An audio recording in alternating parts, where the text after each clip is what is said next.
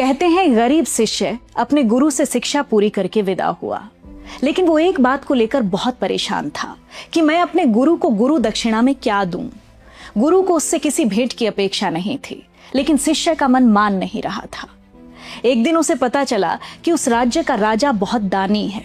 कहा जाता था कि सुबह राजा के पास जो पहला याचक जाता है, राजा उसकी मनचाही इच्छा पूरी कर देता है।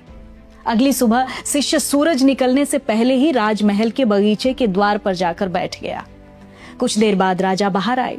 शिष्य ने तुरंत कहा, महाराज, मैं आपका पहला याचक हूं।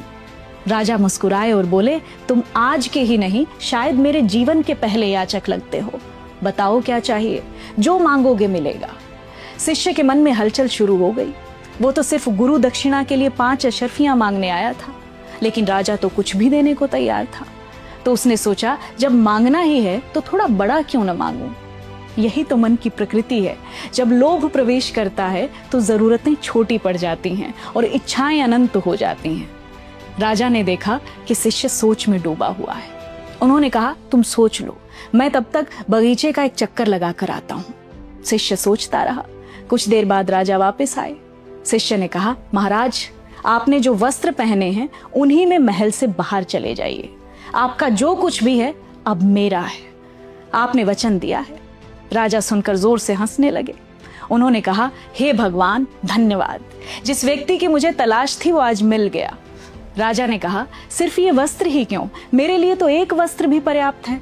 मैं नहीं चाहता कि तुम्हें कभी कोई पछतावा हो कि तुमने राजा के कीमती वस्त्र क्यों नहीं मांगे। और राजा सच में अपने वस्त्र उतारने लगे। अब शिष्य घबरा गया।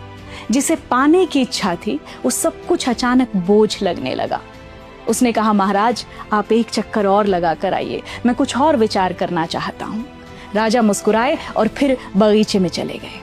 लेकिन जब लौटे तो शिष्य वहां नहीं था। वो जा चुका था, क्योंकि उसे जीवन का सबसे बड़ा सत्य समझ आ गया था। अगर दौलत, सत्ता और वस्तुओं में ही परम सुख होता तो एक राजा उन्हें छोड़ने के लिए इतना सहज कैसे हो सकता था। जिस चीज को पाने के लिए दुनिया भागती है, उसे छोड़ने वाला ही असली अमीर होता है। क्योंकि गरीबी चीजों की कमी से नहीं आती, गरीबी उस मन की होती है जो कभी संतुष्ट होना नहीं सीखता। और जिस दिन इंसान के भीतर का लोभ खत्म हो जाता है, उस दिन उसके पास सब कुछ न होते हुए भी वो इस दुनिया का सबसे धनी इंसान होता है।